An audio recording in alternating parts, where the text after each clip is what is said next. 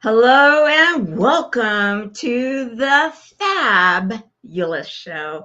My name is Tamara Hunter and I am this week's host. This is a show where we explore our fabulous lives with a panel of subject matter experts. And we are continuing our legacy series with exploring our generational love-filled kitchens. You ready? It's time. Let's talk.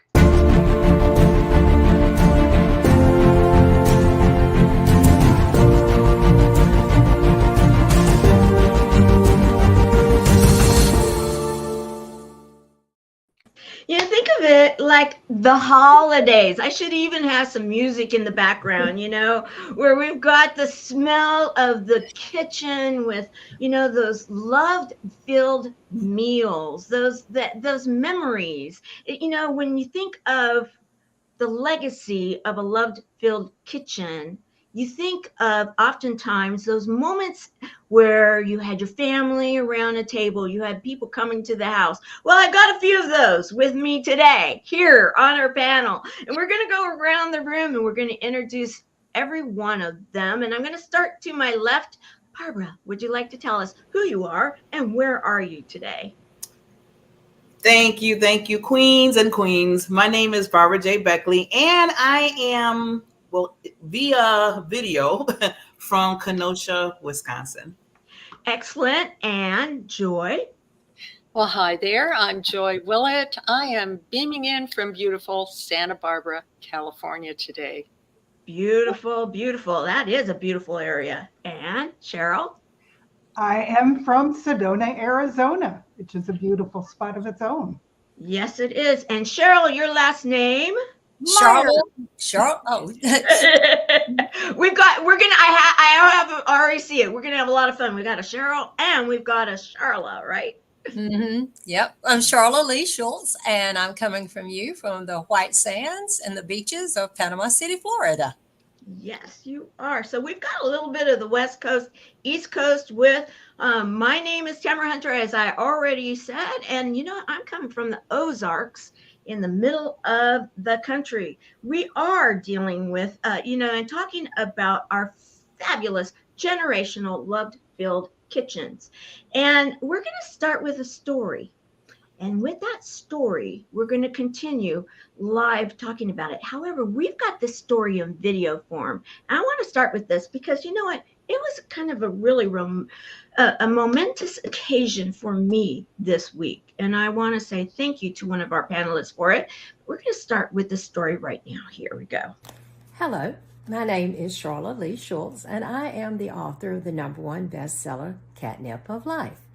And Tamara has so graciously asked me to be on her show today, and I'm very honored to be here to share with you a little story about my mom and myself in the kitchen. It begins, of course, before I was ever born, and when my mother met my father, and he asked her to marry him. Instead of saying, and her name was Louise, will you marry me? He said, will you bake biscuits for me? Why this story is so beautiful and filled with so much love is that through the course of their marriage, my mom became an excellent baker. So much so that from counties around, they would always come for her cakes. They were so smooth and so velvety and creamy, the texture would just melt in your mouth. But the problem was she could never bake biscuits. When I went into high school, I took home economics. And having already grown up in the kitchen on the coattail of my mother and never having learned to bake biscuits, I learned while I was in this home economics class. And I did travel the county with home demonstration agents, actually showing them how to bake biscuits when they've probably been baking for 50 years. My viewpoint is my mom never could bake the biscuits, but I baked the biscuits. I never mastered her cakes. So each one of us have our unique capabilities. And when the conversation came about with Tamara, and I began to think about the times that I spent with my mother, I remembered her little Blue Horse notebook, where she kept some of her recipes when she was in high school. And I found it. This is the little book, and it is actually in her handwriting, which makes it even more special, with recipes. And when I opened it, the first recipe was brownies. But then as I flipped through the book, I realized that there were some blank pages at the end. That gave me an idea, because where she left off, I'm going to begin now for my granddaughter with the recipe that I have used for my family for years and years and years on how to bake biscuits. I do hope you've enjoyed this story, and I am anxious to hear your stories about your generational love-filled kitchen. Bye-bye for now from the Catnip of Life.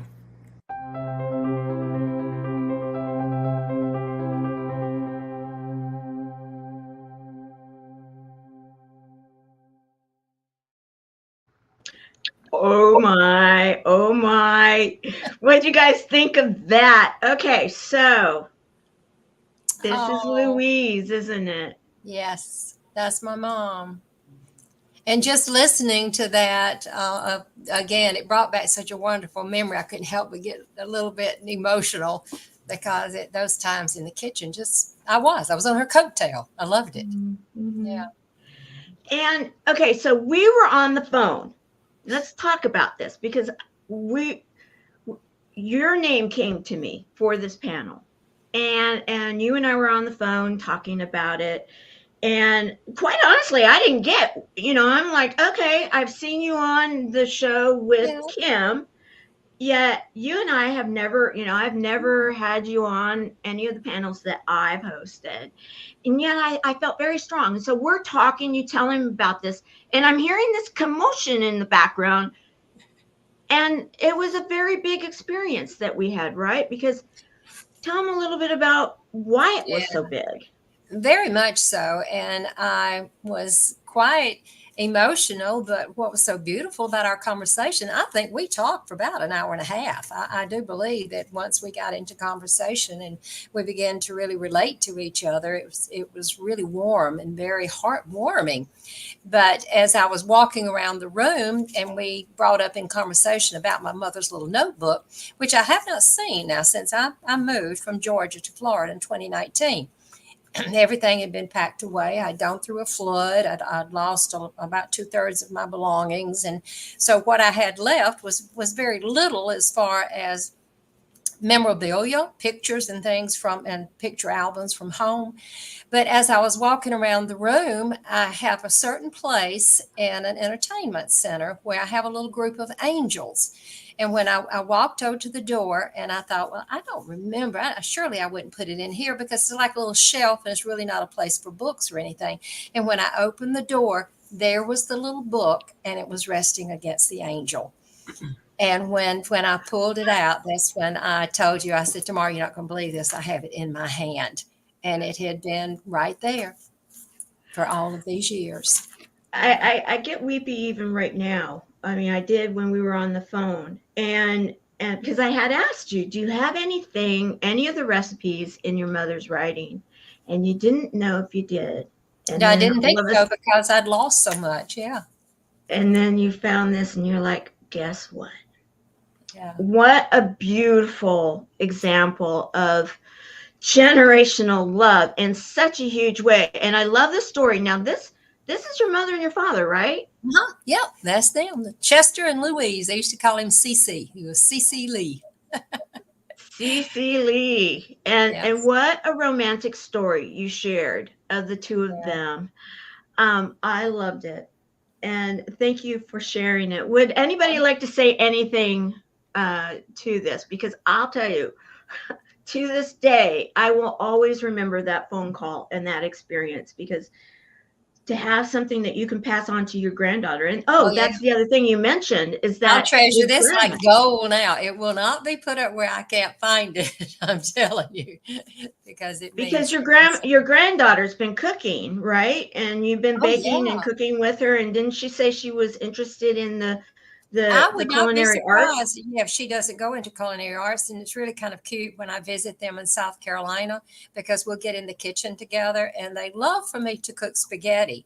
And when I cook the spaghetti, I'll always say, all right, Catalina, come on into the kitchen and correct the seasoning, because that's what she does. And she'll go in the cabinet and she just grabs stuff and pulls it out and just a conglomerate. And she knows exactly how much of what to put in. And by the time she finishes it, it's just voila, it's perfect. Yeah. Voila. She's quite remarkable. She's 14 years old. Yeah. Wow.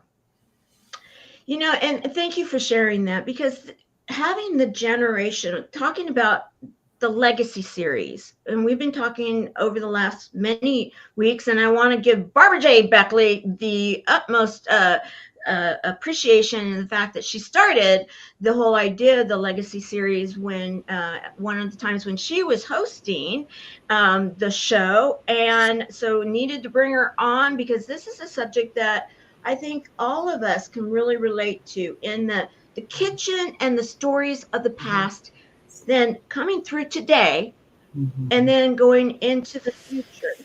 And Barbara, why don't you say a little bit about that to us?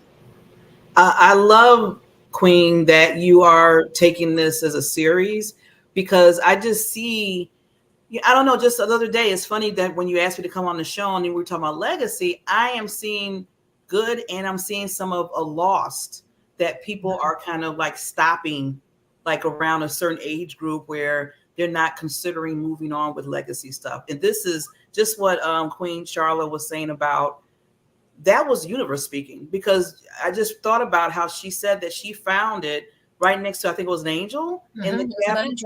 See, now, there, you don't even think about how that happened. It's just like, that was the universe, that was God. That's in my mind. And we need, as we see that and we bring that up in our lives, we need, it's to me, it's like almost that's a accountability for us to pass that legacy on, because if we don't, it's going to get lost. And those are some beautiful moments with her mother, her dad. I mean, look at the whole story over a recipes. So yes, thank you. Right. Thank you. In fact, right now I think is a perfect time, because in this legacy series, everyone, what we've been doing over the last few weeks, and actually now months, is encouraging each of you out there to start really looking at what is it that you can be passing through to, today through to tomorrow. And Skip, also known as Poe, he's here with us today, and we want to welcome all of our digital audience. Aaron, so grateful that you're here with us, and I've seen many others. Skip wrote a song for this series that we are producing on the FAB show, and I'd like to share it right now, because I want you guys to get it, embrace this, bring it through to a cellular level, because we're going to be talking about food, and food is something that we do. It's we touch it, we feel it, we smell it. It's all of the senses.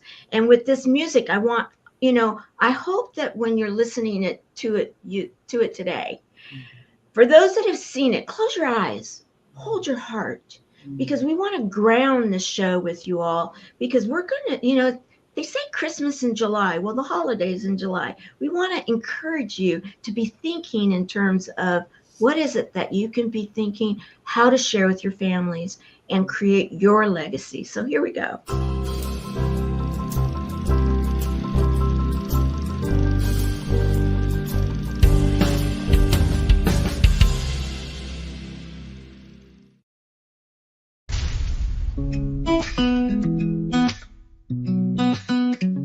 In the quiet moments, when the sun begins to rise, we find the strength within us. In the stories of our lives, not in gold or glory, but but in hearts we've touched with grace, and the love we share with others in each kind and gentle face. Your legacy is the love you leave behind, in the hands you've held and the souls you've helped to find. It's the laughter in the children, the wisdom in the old.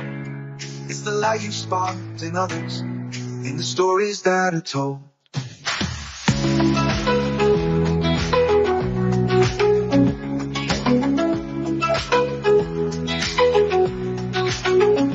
Through the trials and the triumphs, in the battles that we fight, it's the courage and the kindness that will always shine so bright. In the lessons that we teach and the dreams that we inspire, in the way we lift each other higher and higher. Your legacy is the love you leave behind, in the hands you've held and the souls you've helped to find. It's the laughter in the children, the wisdom in the old. It's the light you sparked in others, in the stories that are told.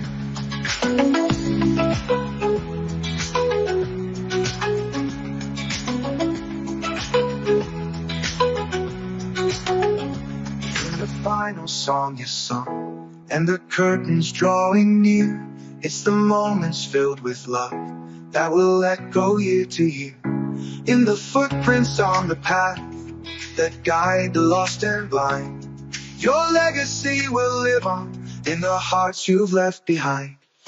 Your legacy is the love you leave behind, in the hands you've held, the souls you've helped to find. It's the laughter in the children, the wisdom in the old. It's the light you've sparked in others, in the stories that are told.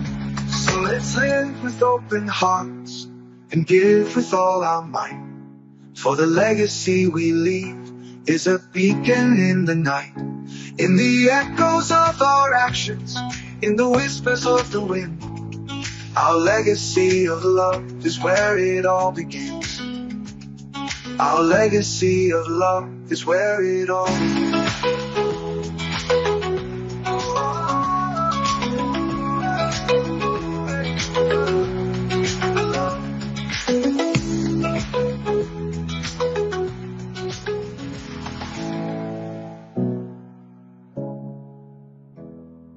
Your legacy will live on in the hearts you've left behind.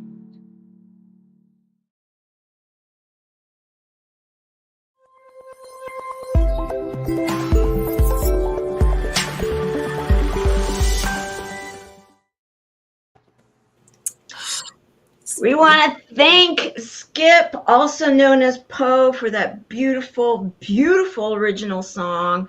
And the legacy of love is where it all begins. And that's what we're talking about here. Your story today is your legacy tomorrow. Absolutely 100%. And so, let's continue, because we have one more video that's going to set us up to this next place, because one of our hosts, she hosted last week, Gloria Rand, she and I were talking about this, and she submitted a story to me that I'm like, oh, we've got to put this on air, and she gave us permission for it, because it's a legacy, the legacy of love. And let's dive into this, and then we're going to go to the next step and what our journey of our love-filled kitchens. Hi, I am Gloria Grace Rand, and one of my favorite family food memories involves my older sister, Michaela. And a few years ago, she was going through her cancer journey, and I was out spending some time with her, helping her out right before Christmas, as a matter of fact. And so I decided to bake her some Christmas cookies. And of course, I had to bake her favorite that she would make when I was a little girl. She would make for me. So it was now my turn to make them for her. And it's a lovely little sugar cookie with pecans on top of them. So I made the dough, and then I started rolling out the dough into these little tiny balls and putting them on the cookie sheet. And then you take a glass and you flatten each one of them out. Well, as I was doing this, she came into the kitchen and said, "Whoa, stop, what the heck are you doing?" And I said, "I'm baking the cookies, I'm flattening them out. I'm getting ready to put the pecans on them and put them in the oven." And she said, "No, you're doing them wrong. You need to flatten them more, because otherwise they're not going to come out nice and crisp from the oven." So I went ahead and followed my big sister's directions, and I went through and I flattened each one of them some more, and then put the nuts on top of them and put them in the oven. Well, when I pulled them out and then we tried them, wouldn't you know, she was right. All these years I've been baking the cookies wrong. Well, thank you, Michaela. I appreciate that note of baking, and it's a memory that I will treasure for the rest of my life.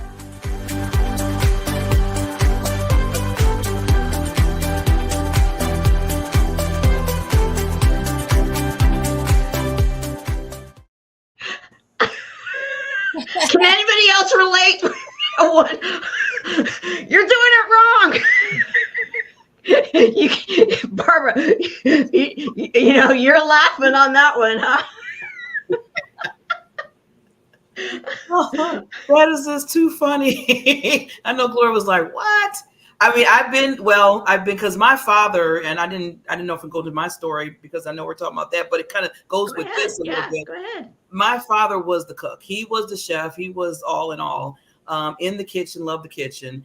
And there was a time, one thing that I remember out of everything that he cooked, because he cooked everything. My mother was the total opposite. But he would cook this yellow cake with the white icing just for me, because he knew I just loved that from the age of 7 to beyond. So after he passed, I should have been paying attention. I'm just going to put myself right out there, because I said, I'm going to make that same cake. Then I can remember the aroma and everything, how my father did it. Because everything from scratch came out the oven. It just smelled so sweet. And I knew I would just run. As soon as I had that smell, I would just run. I'm like, "Oh, there's that cake. There's that cake." So I tried to do it. I said, I thought I got everything. I was so proud of myself. I was like, I'm going to the store. I said, "Dad, I'm going to make you proud of me." And I get there, but he always said, Barbara, "Barbara, always remember measurements. Measure measurements." And he was, show me teaspoons and stuff. Well, what Barbara do? Barbara did her own thing. Just put a little of that in, a little of that, and then a little of that. And put it in the oven. And forgot one thing was the baking soda. So everybody kind of understands where that went. Okay, we got a purple heart. So you know what, guys, we got something new. When we put the purple hearts up, here we go.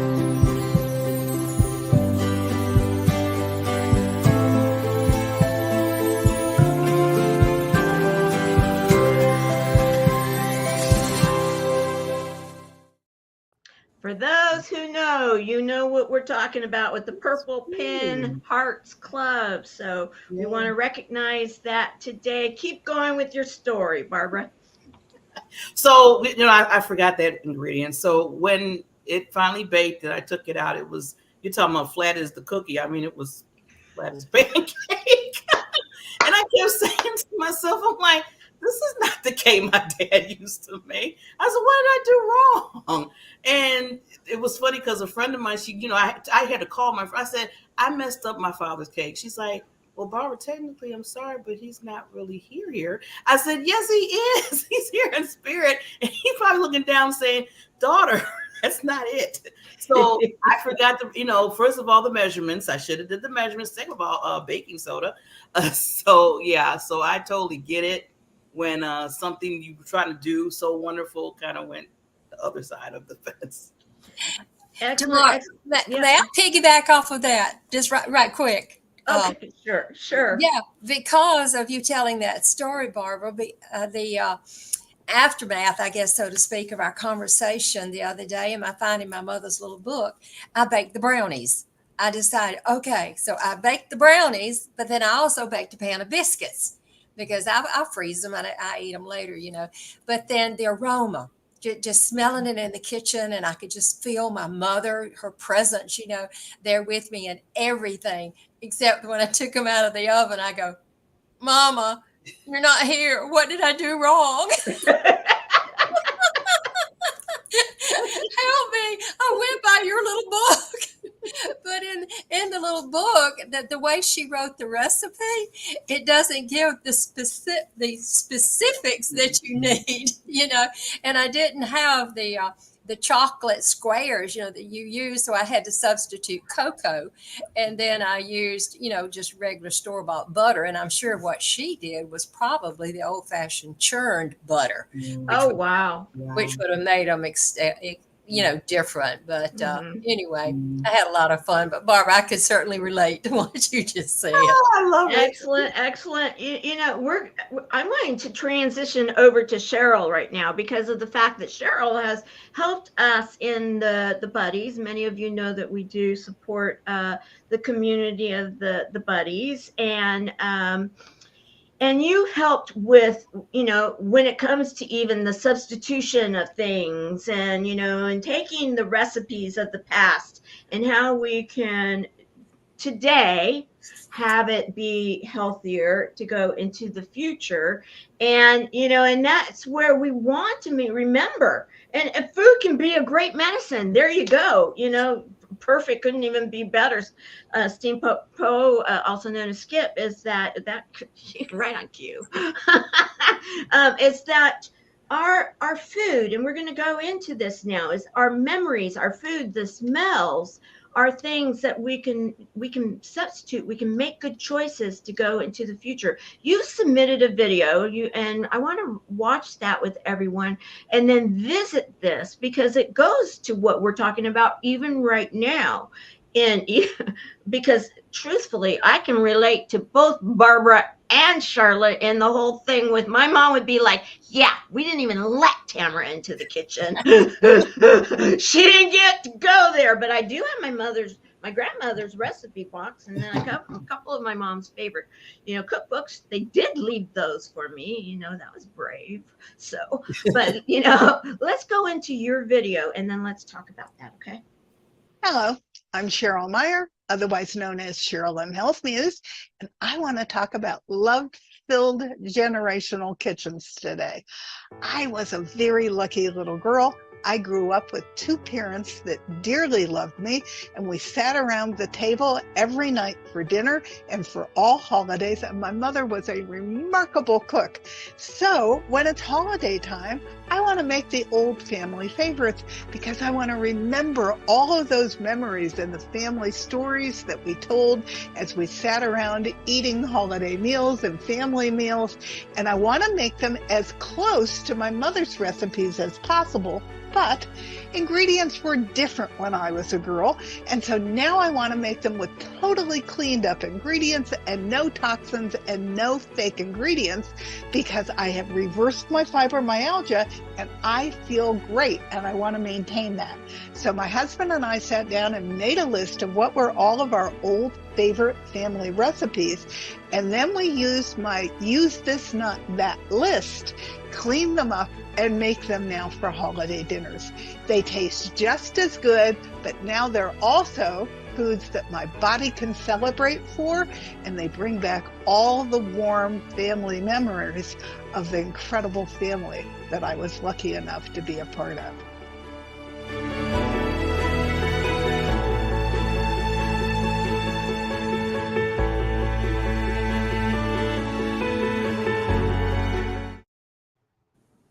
That's beautiful. That's beautiful. What a wonderful exercise. What a wonderful exercise that you sat down with your husband.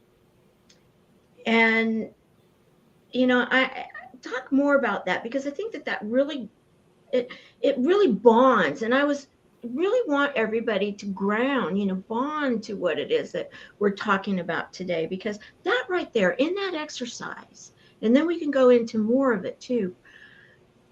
Picking those foods from both sides, you know, both of your families, and then that had to have been wonderful too, because I bet stories came up. And tell us about that experience. I've been married 9 years, and I met John after I got sick because the man I was with refused to change how he ate. And in order to get well, I had no choice. So I actually went looking for a man to go on a get well journey with me. And I found my soulmate, which is my husband, John. He also brought me grandchildren. I didn't have grandchildren, so family legacy recipes is especially important to him. So we went on a health journey together. I've lost 70 pounds, he's lost 65. And we didn't diet. We did it with food by cleaning up, getting rid of the toxins, and using healthy ingredients. It wasn't that our parents were cooking foods that they thought were not good for us. It's what that was available to them at the time. Like my mother was crazy about Crisco, which I wouldn't go near today. But we sat down together, and yes, it brought up all the family stories of each and every recipe. The first recipe he wanted to find a way to make was his Polish cabbage rolls, which is a labor of love that he now makes every Christmas with his daughter for his grandchildren. But we actually have a couple that makes us homemade V8 juice without any of the synthetic ingredients or toxins in it.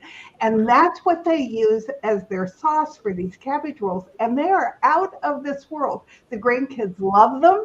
So what we did was we found ways to duplicate the taste, but with ingredients that also feed our future health, which is something that we want to leave as the legacy for our children. My first thing I wanted to translate was my mother's strawberry parfait pie, which she was famous for all over the neighborhood, but she used a famous brand of box gelatin that's loaded with sugar and crud. And so finding a way to make this to duplicate the flavor without that box, without all the sugar, was a challenge. And the first time I did it in the blender, and I blew it up all over the ceiling in my kitchen. So we now always tell that story as well. But I've come down to the point where I can make this, and my grandchildren look forward to it when they come for Christmas because it's their favorite too. But it's all made with pure strawberries and real grass-fed, grass-finished gelatin. So it's really, you can do it. And I actually ended up making a chart of use this, not that. I'm a little more complicated than a lot of people because I have 18 food sensitivities that I avoid like they're my kryptonite. But where there's a will, there's a way. And it's non-negotiable to me to make food and to cook with ingredients that feed my body and my husband's body health. And so we've had a lot of fun to do it. And every recipe we convert brings up all the family stories that were connected to it, with all the humor with all the family stories that were connected to it.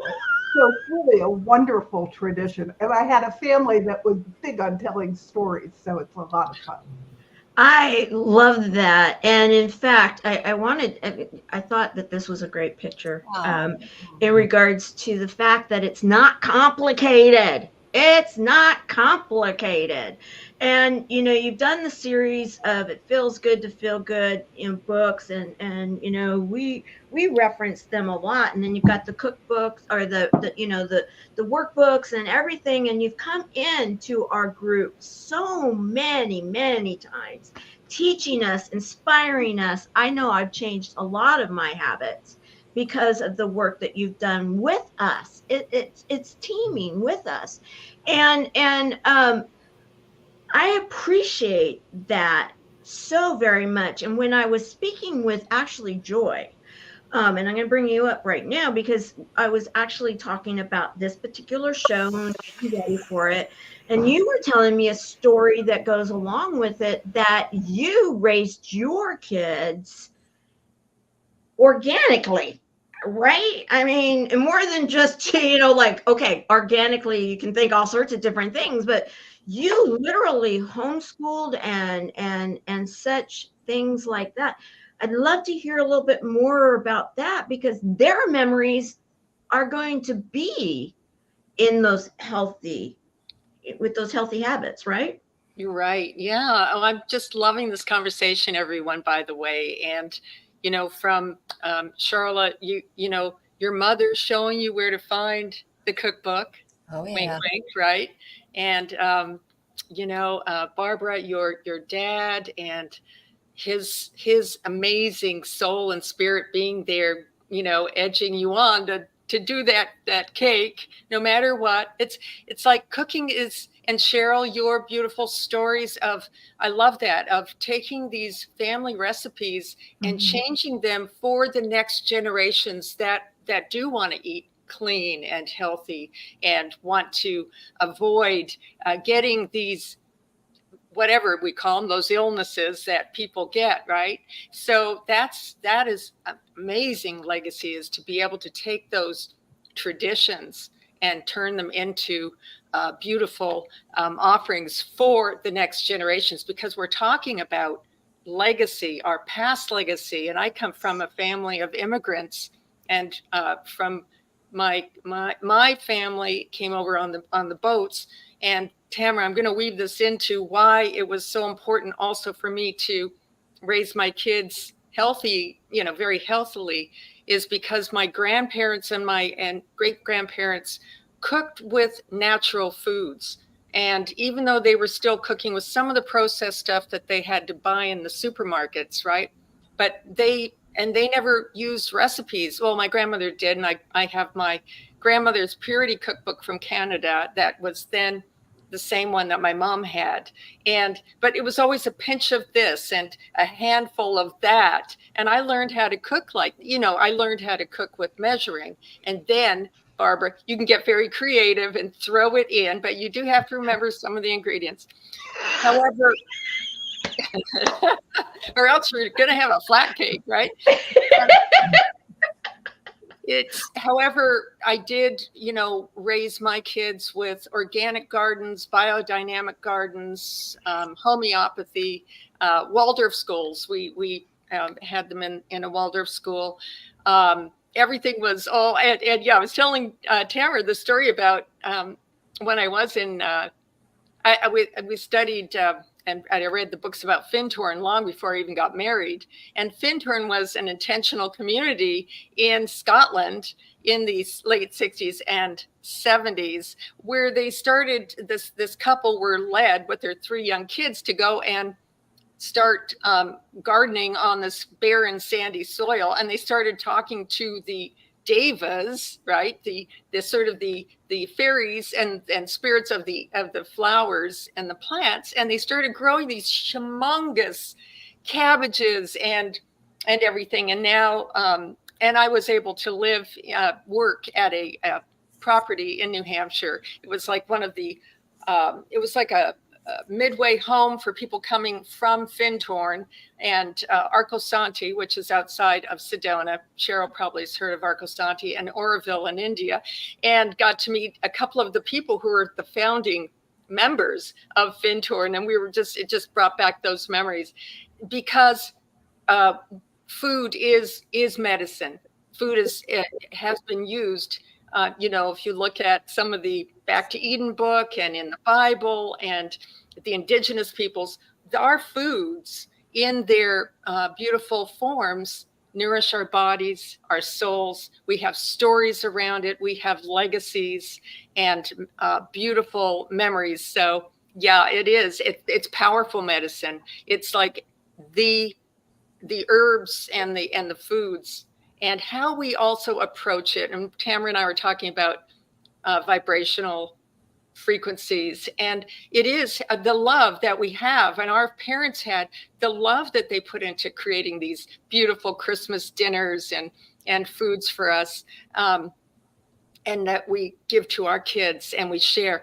That love is what is more important than even what the food was. It was the stories, the gathering, the community that we were created. And remember, kitchen was where the hearth was. That's where they had the pots. They put it over the big, I lived in some very ancient homes in New England at one point, and they would have these big stone fireplaces, and they'd have places where they'd hang pots to put over the fire. And the hearth is the heart. So the kitchen is the heart of a home. Yeah. And I want to bring forward Barbara, and then I'm going to actually bring back Cheryl, and then we're going to share a video that Joy had put in and submitted this morning. Barbara, you recently have been kind of like waylaid when it comes to food, though, right? Because we need to be looking at, and Cheryl started this conversation, so we're going to bring it back to Cheryl after we visit with you, and that is that sometimes our food can, and the recipes can work against us. So then we need to then modify them for the present to go into the future. And recently you've had a little bit of experience with that, right? Yeah, just a month. Well, it's been a month and a half now. Basically, my body kind of really shut down, and I got dehydrated. Within a week, I lost 40 pounds. It was very weird. Couldn't taste food. Wound up finally going to urgent care to see what was going on. And right then and there, they had to put me straight in the hospital for 3 days to get me back on track. And found out that, I'm dealing with now a disease diabetic. And also the week after that, when I came out and just changing up everything, I totally changed up everything in my kitchen, because I said, okay, when I tell people, when you get those signs, you need to do something about it. And I know I need to do something about it quickly. And I did that. But then the week after that, went back to the doctor just to do a checkup and everything when I was at the hospital, and found out they found blood clogs around my lungs. Then I had to go back in the hospital for 4 or 5 days. I told myself while I was laying in the hospital, I said, if I can get out of here and really be healthy, I said, please, I'm going to do my best to look at my foods, look at my exercise, everything. And I was the opposite. And usually people, when they see you kind of heavy, they're like, oh, she eats all the time. I'm like, no, I didn't really eat at all. Like maybe one meal a day, or maybe, that's how I was. I was the opposite. And that made it even worse. So now 3 healthy meals a day. I don't eat no fried foods anymore. I just drink water. I've totally changed completely because just like Cheryl said about, you have to look at what, you got this temple that I always say that God gave you, and you have to respect it. And I needed to make sure I was respecting my temple, first for myself and then for others, so I can keep doing what I was trying to do for other people. Can't do it when you're not healthy. Thank you for sharing that. And I really want to say thank you for that, because first of all, thank you for everything you do. For us here at the show, for the buddies, for everybody that's on your channel and that you produce, and all of your multiple shows. And I kept getting people asking, where's Barbara? Because they all were worried about you and loving you. And for you to come back on today's show, such an important show in our Legacy series, of which you kicked off, and to share this here, and how yet you're sharing, okay, you had those memories of the past, you're not letting go of the memories of the past, and then and that's why I wanted to bring Cheryl back up right now, because we can be learning, if not this, then that, right? We can substitute things in our diet, like you were saying with the strawberry pie, that the first time it's all over the kitchen, right? Okay, that's a Tamara move. But yet it's like you go in and you've been teaching us for years now in the buddies, so we can be healthier and we can live through, live our lives. That's the key to it. That's why you wrote the books. That's why you're out there with your magazine. That's why you go on these shows to share, right? And we can make just subtle changes and then have that and take it into the legacy for the future, correct? Yes. I post a recipe every day that I call From My Rainbow Files. You can literally eat from the pharmacy, Pharmacy, and heal your body from the inside out by eating all the colors of the rainbow. They have something in them called phytonutrients. that energize the mitochondria and every cell in your body and literally heal you.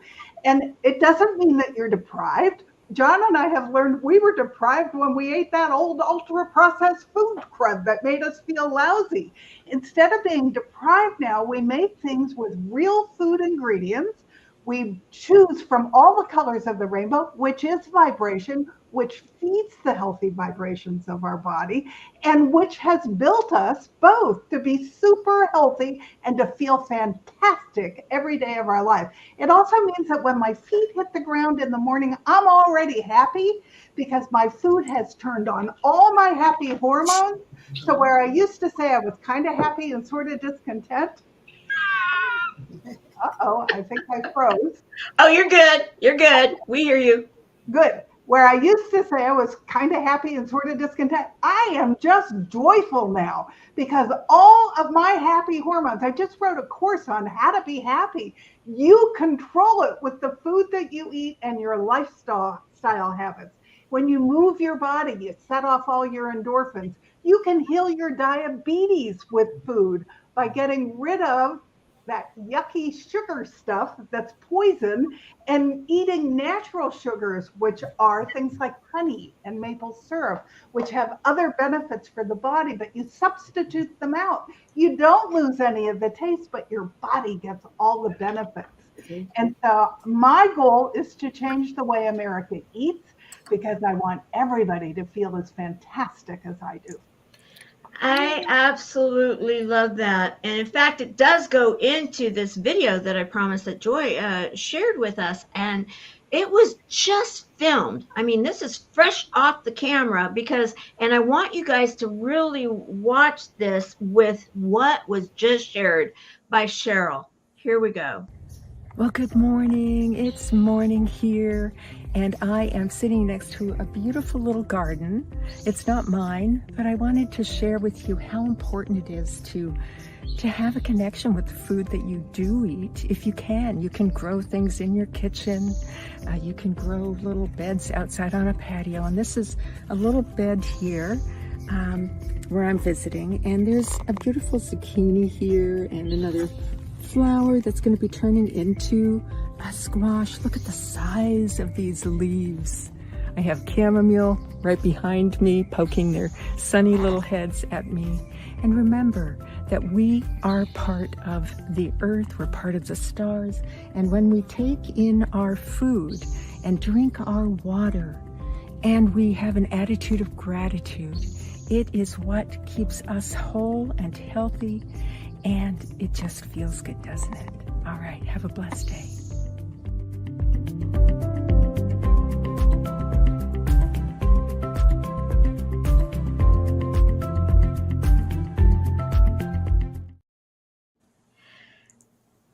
Thank you for sharing that. And wow, those leaves, Joy, right? And Cheryl, you were just sharing about the food, like what you have in front of you in this photo right here, and what Joy just shared that she just filmed. I mean, that was filmed this morning, I believe, right? And Yep. so, there's those vegetables right there, those leaves right there this morning, that attitude of gratitude of starting the day. And you were just sharing, Cheryl, that this is like our pharmacy, right? I'm actually growing vegetables on a tower in my dining room because I gave up my California farmers markets when I moved here to Arizona. There are many wonderful things about Arizona, but leaving my farmers markets was disturbing. So John bought me a tower, and I literally, when it's dinner time, go clip my own salad greens right off the tower in my dining room. I'm growing maybe 70 different plants right in my dining room. There are ways to do it if you've decided that you are important enough to get all the fresh produce into your body. And it tastes way better than other produce and certainly anything that comes out of a box.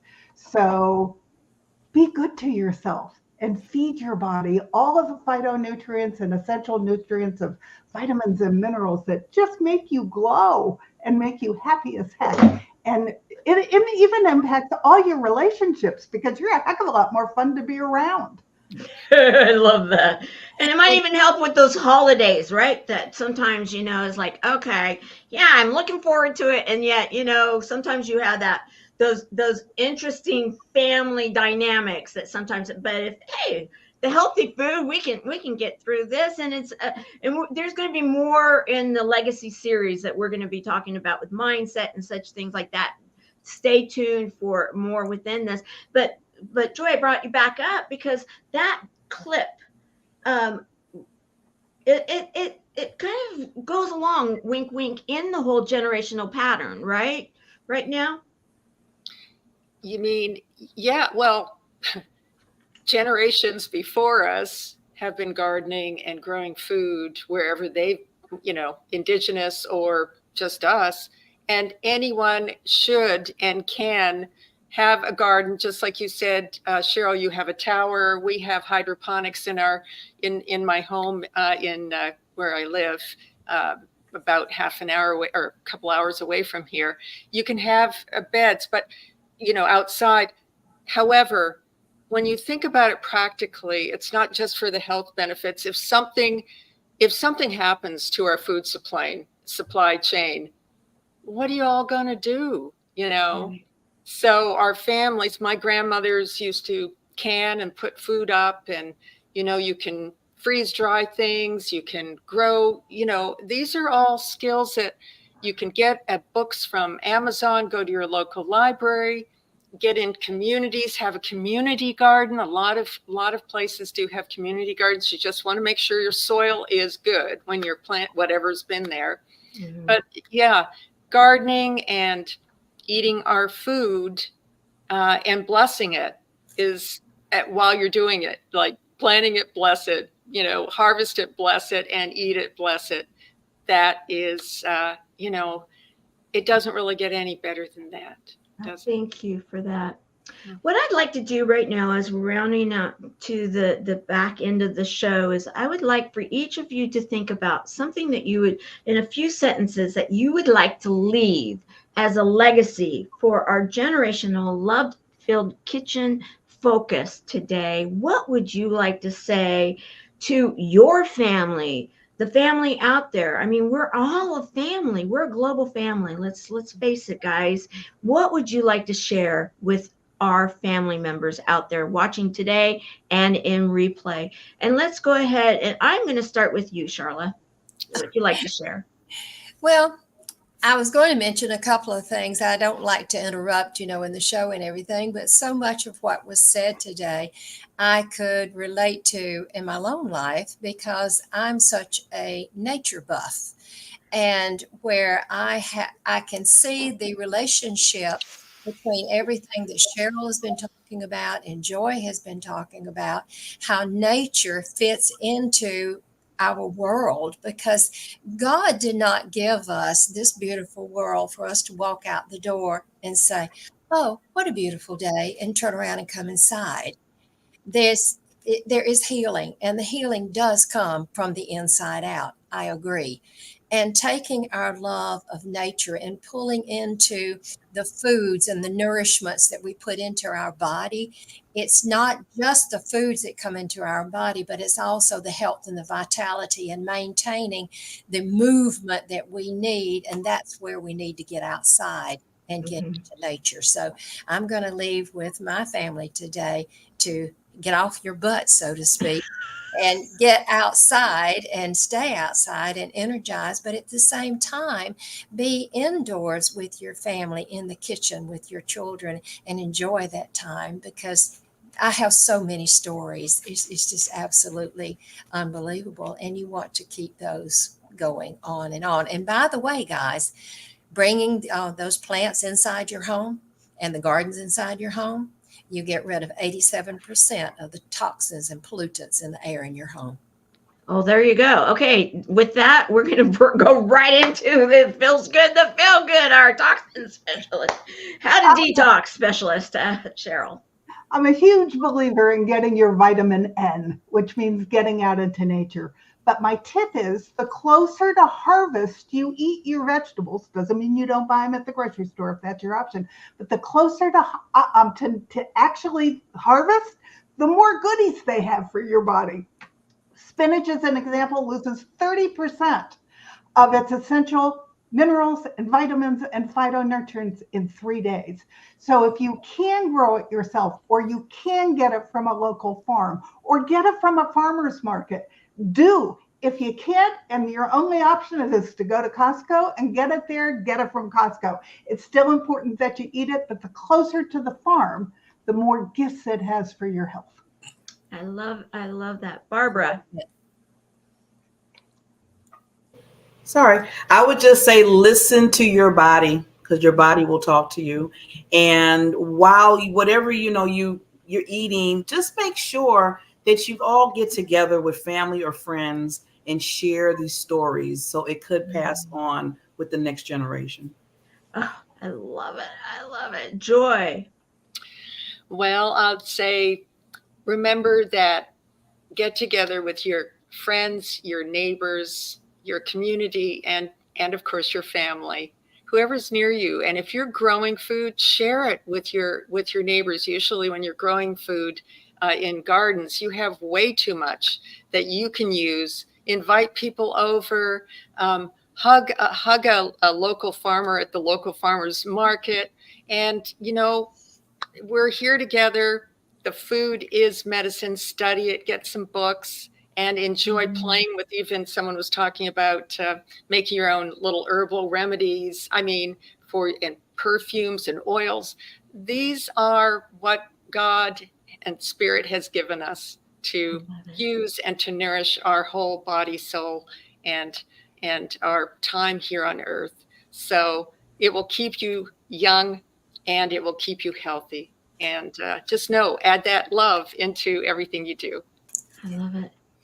And I'd like to add a tip also, and that is also remember that some of the dishes, the actual china or whatever the dishes are that you are used to maybe preparing these meals in and sharing on the holidays, write down your favorite recipes and put them in there. If it's only every once in a while you pull them out, because we actually did that in our family, and I found one that came over in a covered wagon, and there was in my grandmother's writing the recipe that she would put in that dish, literally the dish within the dish, the meal within the dish. And what a precious memory, a legacy from yesterday that can be presented today to then be shared tomorrow. So with that, I'd like to remember that also, and thank everybody for being with us today, and encourage you to join us next week while we have joining us as host, Joy Willett will be talking about Parents' Day. So join us next week with the Fab Show. Until then, make it an amazing day. And thank you for being with us. See you next week. Bye-bye. Bye-bye, everyone. Here we go. Bye. I want to say thank you for joining us today and welcome you back next Sunday as we once again are joined by a panel of subject matter experts that will explore and focus in on our fabulous lives. Until next Sunday.